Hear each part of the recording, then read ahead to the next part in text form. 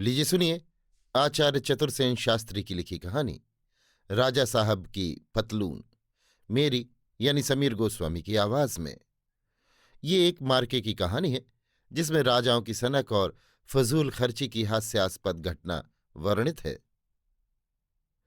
वो पतलून उन्होंने खास तौर पर इसलिए तैयार कराई कि जब वे राउंड टेबल कॉन्फ्रेंस में शरीक होने लंदन जाएं तो कॉन्फ्रेंस के खास इजलास में उसी पतलून को पहनकर देश देश के राजनीति विशारदों के बीच बैठें और पतलून से उनकी आंखों में चकाचौंध उत्पन्न कर दें। जब से उन्हें सम्राट जॉर्ज का सादर निमंत्रण उक्त कॉन्फ्रेंस में शरीक होने के लिए मिला, तब से ही वे इस उधेड़बुन में रहे कि इस खास अवसर पर वे कोई ऐसी अनोखी चीज साथ ले जाएं जो बेजोड़ हो और जिसकी विलायत में धूम मच जाए। खूब सोच समझकर उन्होंने ये पतलून तैयार कराने का इरादा दृढ़ किया। उन्होंने ये तय कर लिया कि वे ऐसी बेजोड़ पतलून पहने जैसी संसार में आज तक किसी ने न पहनी हो। इस निश्चय में उनकी युक्ति ये थी कि जब गांधी जी सिर्फ एक लंगोटी ही पहनकर उक्त कॉन्फ्रेंस में जा रहे हैं तो क्यों न इस लंगोटी का जवाब इस पतलून से दिया जाए। इससे भारतीय संस्कृति का भी सवाल हल होता था। भारत के शिरोमणि दो ही जाति के पुरुष हैं, एक संत और दूसरे राजा। महात्मा संत हैं, वे लंगोटी पहनकर जाएंगे तो हम राजा हैं, हम पतलून पहनेंगे। जैसे उस राजसभा में गांधी जी की लंगोटी अद्वितीय होगी, वैसे ही हमारी पतलून। अब सवाल ये रह गया कि लंगोटी और पतलून में, इन दोनों में सबसे अधिक चर्चा का विषय कौन हो, श्रेष्ठता किसे मिले। बस राजा साहब ने तय किया कि हम जो पतलून पहनेंगे वही अद्वितीय रहेगी।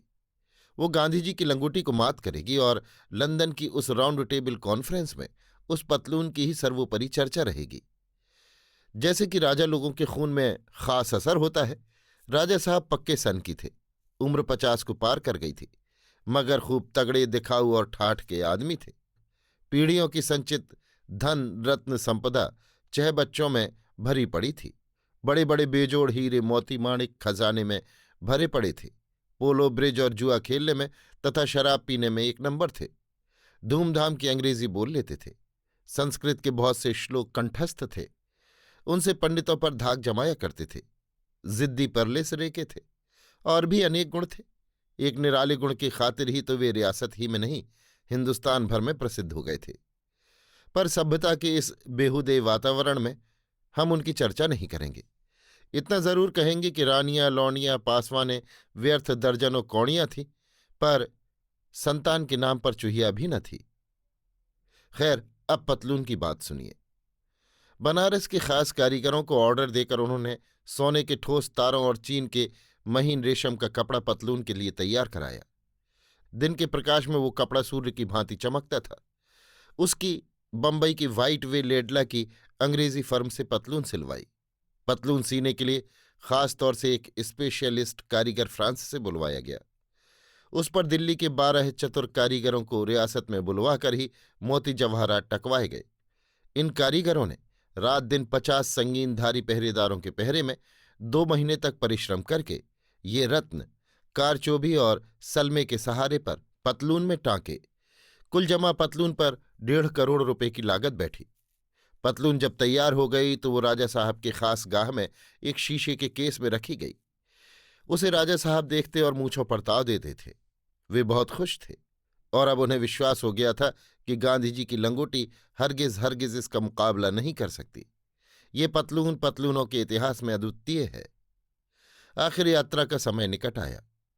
यात्रा के लिए राजा साहब के लिए एक समूचे जहाज की व्यवस्था की गई। पतलून की चोरी न हो जाए, इस अंदेशे से स्कॉटलैंड यार्ड से 8 मुस्तैद अफसर बुलाकर तैनात कर दिए गए। अमेरिका की एक प्रसिद्ध महिला डिटेक्टिव को पतलून का चार्ज दिया गया। बादशाह जॉर्ज को खास तौर पर लिखकर राजा साहब ने एक एटिकेट मिनिस्टर तलब किया। बादशाह ने अपने कोई एक अर्ल को इस काम पर तैनात करके भेज दिया। शाही अदब और वेस्टर्न एटिकेट सिखाना तथा राजा साहब एटिकेट के जरा भी इधर उधर कोई काम न कर सके, इसकी निगरानी उसका काम था। ज्यों ही जहाज बंबई से रवाना हुआ और लंदन का कार्यक्रम बनने लगा, पतलून की चर्चा चली। परंतु पतलून को अच्छी तरह देखभाल कर एटिकेट मिनिस्टर ने कहा, ये पतलून आप लंदन में नहीं पहन सकते। क्यों नहीं पहन सकता? एटिकेट के खिलाफ है। लेकिन गांधी जी कैसे लंगोटी पहन सकते हैं? वे पहन सकते हैं। वो एटिकेट के खिलाफ क्यों नहीं है? उनके साथ ब्रिटिश सरकार की कोई ट्रीटी नहीं है। वे ब्रिटिश सब्जेक्ट नहीं हैं। वे महात्मा हैं। वे बादशाह के प्रतिष्ठित मेहमान हैं। मैं भी प्रतिष्ठित मेहमान हूं, पर आप बादशाह के अधीन राजा हैं। तो इससे क्या? इंग्लैंड से हमने कोई ऐसी ट्रीटी नहीं की है कि हम अपनी मनचाही पतलून न पहन सके। ना सही, पर ये एटिकेट के खिलाफ है। वहां आपको जिस जिस अवसर पर जैसी जैसी पोशाक पहननी चाहिए, उनकी तैयारी का ऑर्डर मैंने लंदन की एक प्रसिद्ध फर्म को दे दिया है। वहां पहुंचते ही वे पोशाकें मिल जाएंगी। लेकिन मैं तो ये पतलून पहनकर खास इजलास में जाना चाहता हूं। ऐसा नहीं हो सकता। क्यों नहीं हो सकता? कहा तो एटिकेट के खिलाफ है। फिर भी यदि मैं पहनूं तो लंदन के लोग आपको पागल समझेंगे, आपका मजाक उड़ाएंगे। ये तो सरासर बदतमीजी है। बदतमीजी नहीं है, एटिकेट है। इंग्लैंड सभ्य देश है। वहां सब एक सी पोशाक पहनते हैं। तो लोग कैसे जानेंगे कि मैं वहां गया? आप खूब जोरदार स्पीच दीजिए। लेकिन पतलून, ये पतलून नहीं पहन सकते। राजा साहब उसी दिन नाराज हो गए। उनका लंदन जाने का सारा उत्साह ही ठंडा पड़ गया। सारा मजा ही किरकिरा हो गया। उन्होंने ठंडी सांस लेकर कहा, फिर तो मेरा लंदन जाना ही बेकार है। बेकार क्यों है? मैं ये पतलून तो वहां पहन नहीं सकता। लेकिन आप एक काम कर सकते हैं, चतुर एटिकेट मिनिस्टर ने कहा। वो क्या? लंदन से वापसी में आप अपनी रियासत में एक ग्रांड जलसा कीजिए, उसमें ये पतलून पहन सकते हैं। उसमें एटिकेट के खिलाफ नहीं होगा। जी नहीं, हिंदुस्तान में एटिकेट का कोई सवाल ही नहीं। और फिर वो मेरी रियासत में है, मैं जो चाहे कर सकता हूं। बेशक। राजा साहब खुश हो गए। उन्होंने कहा, यही सही, लंदन में न सही, वापसी में जबरदस्त दरबार करूंगा जिसमें ये पतलून पहनूंगा। सो लंदन से लौटते ही राजा साहब ने एक भारी दरबार का आयोजन किया।